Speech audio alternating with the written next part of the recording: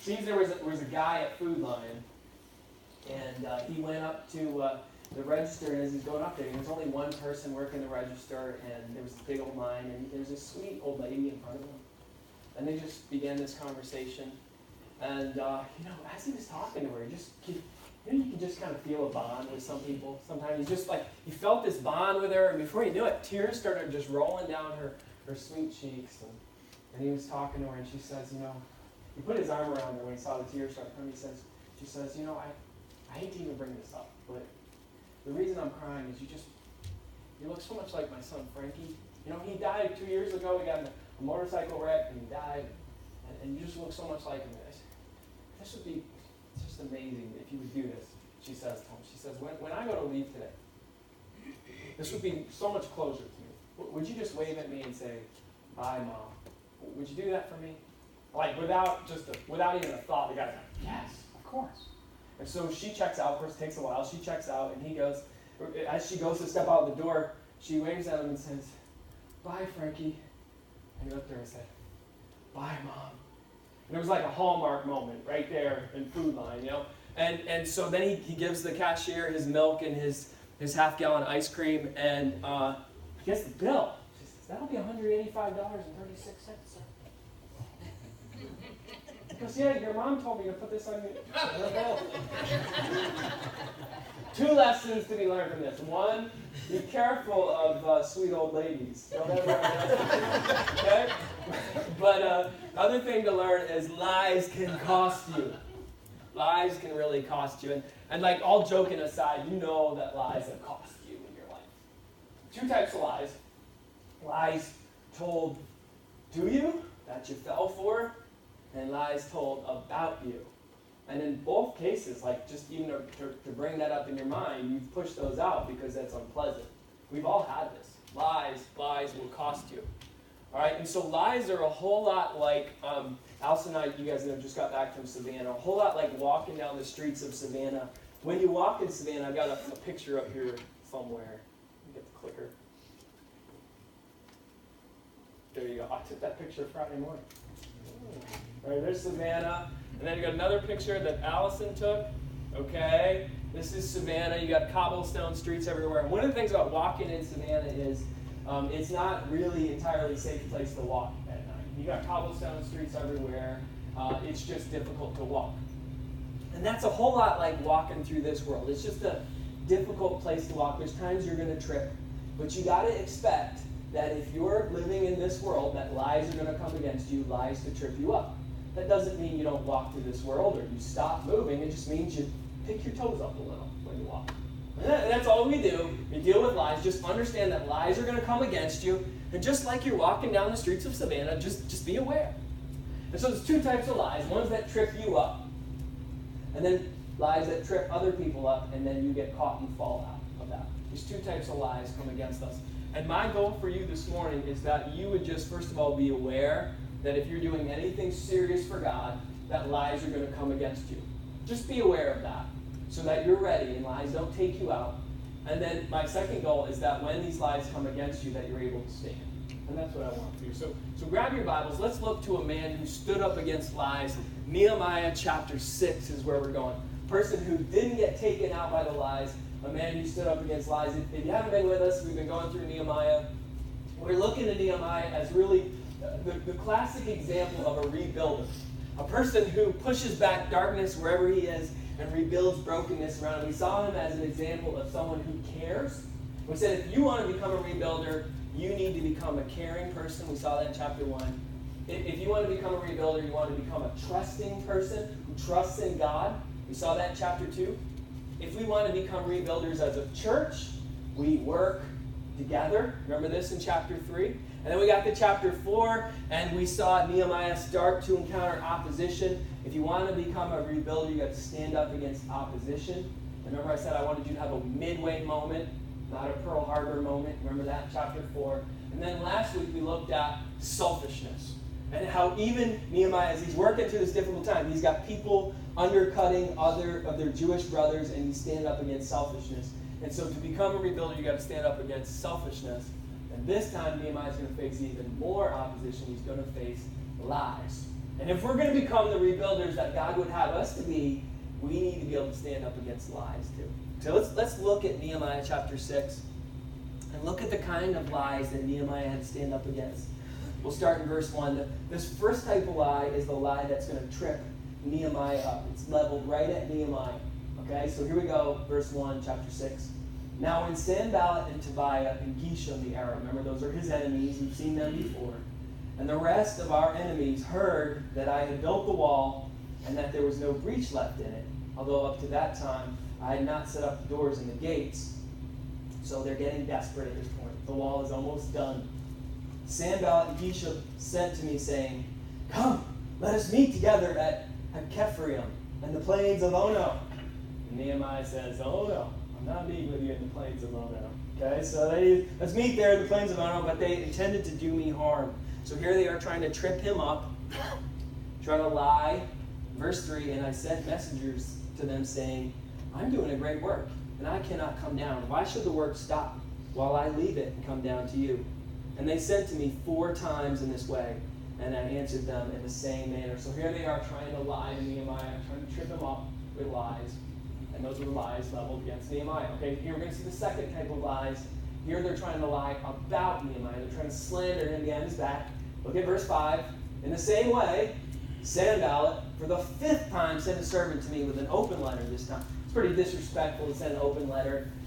Everybody read this. We're trying to send this to Nehemiah. He doesn't seem to be getting the message. That's what they're trying to do. With an open letter in his hand, verse 6. And it was written, It is reported among the nations, and Geshem also says it, that you and the Jews intend to rebel, and that this is why you are building the wall. And according to these reports, you wish to become their king. So there's the slanderous remarks that they're spreading about it. Of course, if the Persian king finds out that they're plotting against him, he's going to stop them. So they're trying to slander behind his back, saying he's trying to rebel against the king. Verse 7, and this is on with their slander. And you have also set up prophets to proclaim concerning you in Jerusalem. And this is what the prophets supposedly are proclaiming. There's a king in Judah. And now they say, the king will hear of these reports. So now come, let us take counsel together.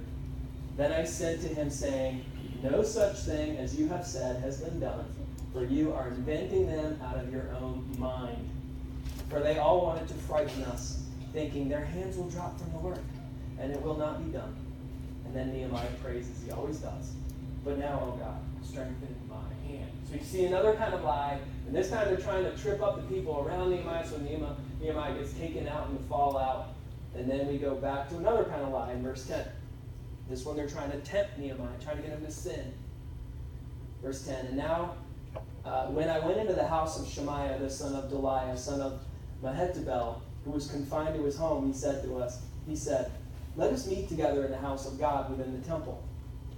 Let us close the doors of the temple, for they are coming to kill you, and they are coming to kill you by night. What's wrong with this picture? Nehemiah should not have closed himself up in the temple. Nehemiah is not a Levite. He wasn't allowed to go hang out in the holy places of the temple. So Nehemiah knew this man who was claiming to be a prophet was not speaking the words of God because he was trying to get Nehemiah to sin.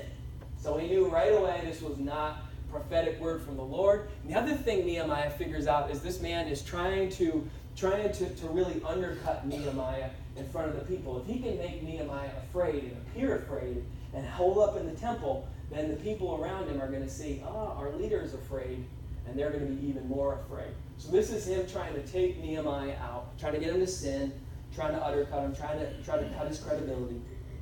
And Nehemiah responds in verse 11, But I said, Should a man such as I run away? And what man as I could go into the temple and live? I will not go in. And I understood and saw that God had not sent him, but he had pronounced the prophecy against me because Tobiah and Sanballat had hired him. For this purpose he was hired, that I should be afraid and act in this way and sin, and so they could give me a bad name in order to taunt me. And then he prays again. Remember Tobiah and Sanballat, O my God, according to these things that they did, and also the prophetess Noadiah and the rest of the prophets who wanted to make me afraid. Then we're going to skip verse 15 and 16. We're going to come back to that in a second. I want to show you another lie, this time just leveled at Nehemiah's friends to separate him from his friends. We'll see in verse 17. Look at verse 17. Moreover, in those days, the nobles of Judah sent many letters to Tobiah, and Tobiah's letters came to them. For many in Judah were bound by oath to him, because he was the son-in-law of Shechaniah, the son of Ara, and his son Jehonahan had taken the daughter of Meshullam, the son of Berechiah, as wife. Also they spoke of his good deeds in my presence, and reported my words to him. So that's fun. Nehemiah's got spies basically in his cabinet reporting to the bad guy, Tobiah. And Tobiah sent letters to make me afraid. Lies, lies, and more lies. And Nehemiah stands up against these. And that's what I want you to do. So my first question to you as we learn to stand up against lies is, first of all, why the lies? Why are we dealing with lies to begin with? And the first reason we're dealing with lies is because you've got to consider the source of these lies. When you track lies back to their source, and people are complicit in these lies. Don't get me wrong. When you track these lies back to the source, you're going to find the father of lies, ultimately. And I'm from upstate New York, and in the late 60s, I read about this. It was a big deal. There was these things called PCBs, polychlorinated biphenyl. And what happened was people were eating fish down by New York City, and they were getting sick. Some people were getting cancer, and they took the fish and they analyzed it, and they looked, and they found it had PCBs and this harmful toxic chemical in it. So they took their little sensor somehow, and they went to the East River. It wasn't in the East River. It went to the Hudson River. Bingo. That's where the PCBs were. And they went up the Hudson River, 100 miles up the Hudson River. Didn't find, of course, where the PCBs were coming from, this toxic chemical, this polychlorinated biphenyl. And they went up another 100 miles, 200 miles up the Hudson River to a place called Fort Edward, where I grew up, Hudson Falls, and they found out that there was a GE plant. I'm not trying to pick on GE, but there was a GE plant who made insulators for all these radios during World War II, and guess what they had put in the Hudson River again and again and again? PCBs. They had to track the PCBs up to the source of the contamination. When you track lies back to the source of the contamination, you're going to find the father of lies. Jesus knew a thing or two about dealing with the father of lies. You see him in John 8. He's talking to the Pharisees, and the Pharisees are just vehement in their hatred of him. Jesus says, you really have two options. God is either your father or the devil is your father. And he says, I can tell by the way you talk, you're of your father, the devil. Jesus called a spade a spade. He said he was a liar from the beginning, and he cannot stand in the truth. When he speaks his native tongue because he is a liar and the father of what? Lies. So you track lies back to the source, you're going to find the father of lies for sure. You say, Sam, why would Satan come and instigate so many lies against us? Seriously. Of course he's going to instigate so many lies against us. You realize that Satan, if you are indeed standing for truth, if you're trying to do something amazing for God, if you're doing like Nehemiah, if you've got a passion for people, a passion for God, and you're doing something about it. Now, if you're just a wimp and you're not doing anything, don't expect much opposition at all. But if you are really, really on fire for the Lord, trying to do something for God, expect opposition, because Satan hates people who bear the name of Jesus. If he can't drag you into the pit with him, he wants to minimize anything you could possibly say so that you can't spread the gospel.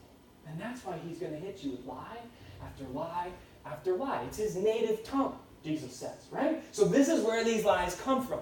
Now Satan is very, very practical, and he puts lies against you for very specific reasons. He knows that if he can discourage you, you'll stop. And discouragement is his special tool that he uses all the time, just like my post hole digger. That's what Satan loves to use on you constantly. Discouragement, discouragement, discouragement.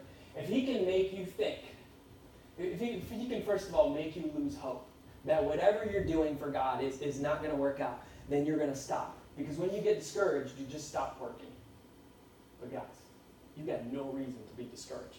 Look at the promises of God. He will give you grace in the moment, grace in that hour. He will give you everything you could possibly need to do anything he puts in front of you. Beyond that, he's promised to be with you, even to the end of the age. Beyond that, he's promised to do exceedingly above anything you could possibly ask or imagine. God is going to give you the grace to do everything that he puts in front of you. Anything that he puts into your mind, he's going to give you the grace to complete it. There's no reason to be discouraged. So Satan has to lie to you so that you'll be discouraged. He lies to you, making you think that you're still under guilt. He lies to you so that you still feel guilty about things that God has already forgiven you of. He lies to you because he knows the guilty version of you, the one who looks down at your navel and doesn't really do much and thinks about how much sin you've committed is not very dangerous. And he wants to lie to you so that you stay discouraged. He wants to lie to you so that you keep thinking that this world is all you get.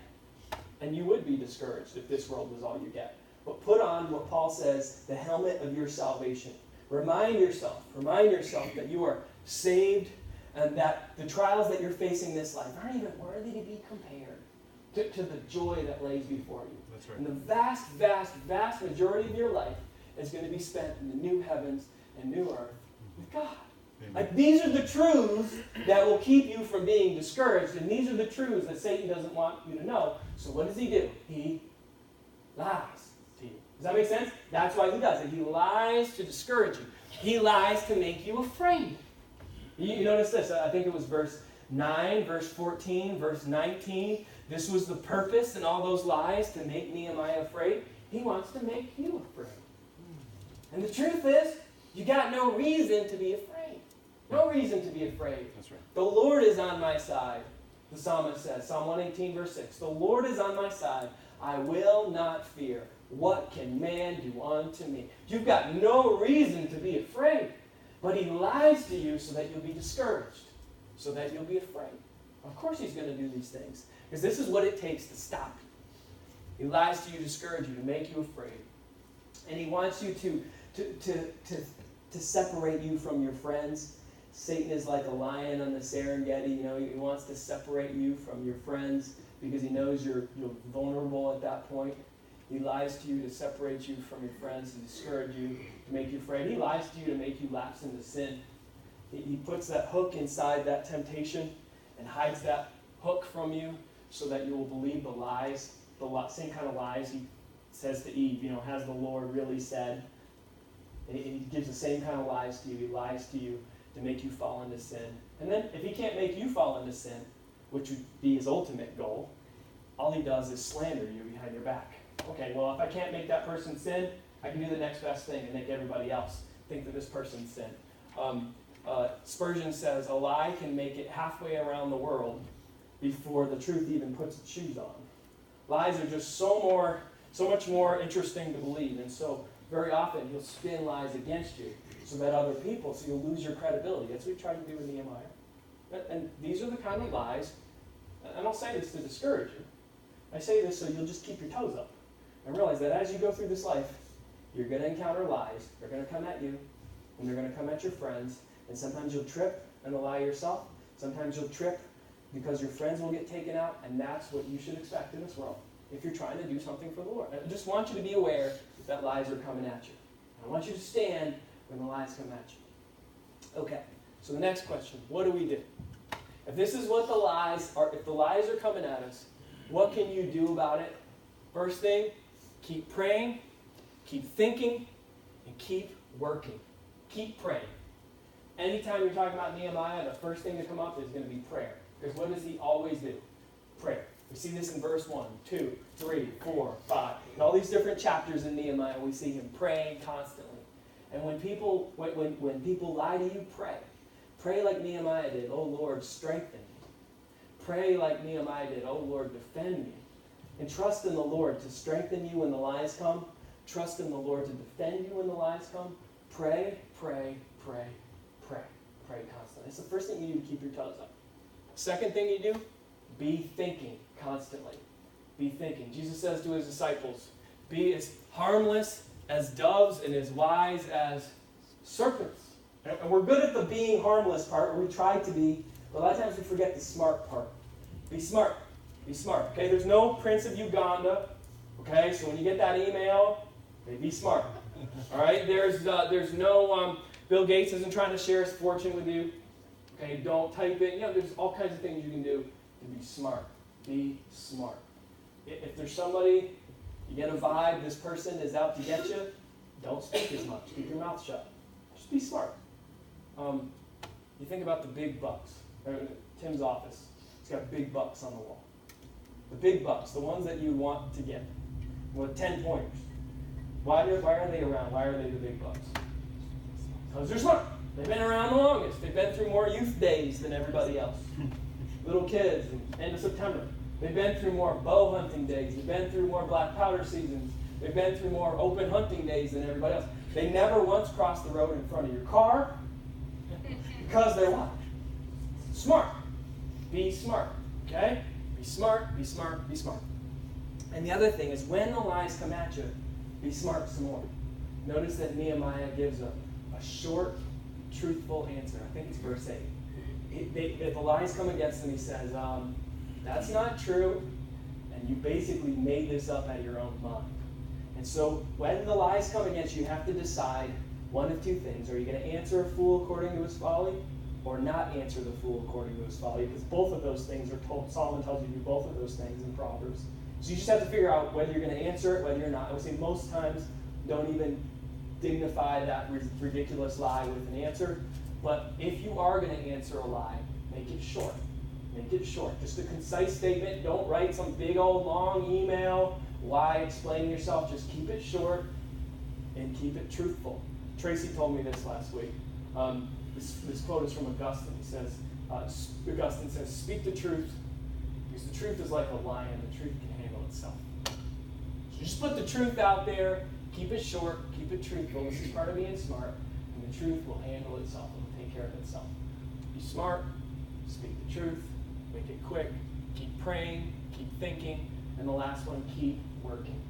Keep working. Just keep doing it. When the lies come at you, breathe, pray, be smart, and just keep working. In Nehemiah, 4 times they came against him. And he kept building the wall. He says, no, I'm not going to go down there. I'm not going to go down there. He just kept building the wall. Before you know it, 1.5 miles of walls, 8 feet thick, is built. Because he kept at it. Just keep at it. Just keep being consistent. Lies will come against you, but I'm telling you, your reputation, most 90% of the time, will speak for itself.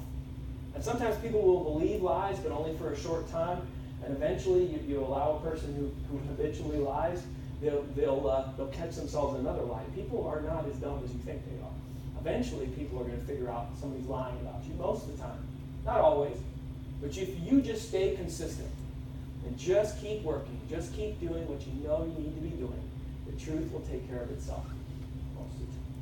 So pray, be thinking, and be working. And this is how you keep your toes up in a world where lies are going to come against you. And this is how you stand up against lies. Okay, last question. What would happen if we did this stuff? What would it look like? Well, thankfully we get a glimpse of this in verse 15. This is what happens when you keep at it, you keep praying, you keep thinking, you keep working. Look at verse 15. Nehemiah says, so the wall was finished. Woo! On the 25th day of the month of Elul, that's October 2nd, 445 BC. And get this, in 52 days. That is ridiculously awesome. 52 days. And then look at the result in verse 16. And when all our enemies heard of it, all the nations around us were afraid and felt greatly in their own esteem. For they perceived that this work had been accomplished with the help of God. So when you keep on keeping on, and you stand up to lies, you don't let them take you out, God is going to be glorified. You see God glorified in these verses? The people around you are going to be helped. Those poor people living in that broken city of Jerusalem are helped, and now they get a wall. And ultimately, you're going to be made stronger and stronger in the Lord. And all these things happen when you stand up to lies. This is what happens when we stand up. Let's stand up to lies today. I keep praying, keep thinking, keep working. All right, let's pray together. Heavenly Father, thank you so much for this great time. We get to come here and rejoice in who you are. We get to think about you. We get to sing songs that worship you. Lord, we get to see our brothers and sisters who we love so much. And Lord God, we thank you that so many of the things that we struggle with, our brothers and sisters from the way, way distant past in the Bible have already struggled with. And Lord, when lies are thrown up against us, and if someone isn't encountering a lie right now, they will be shortly. When lies are thrown up against us, Father, that we can look to the example of Nehemiah and see how to stand up against lies when they're thrown at us. Father, I pray that you would keep us tough. Help us just to remember this is part and parcel of being in this world, to have lies thrown at us. I pray you'd help us to stay joyful, even though we're tempted to get discouraged. To stay confident, even though we're tempted to be fearful. Oh, Father, I pray you'd help us to remember all these wonderful promises of your word. And remember who you are and stand up to lies when they come against us. Lord, I pray that you would work in us and just given us an awesome week in you.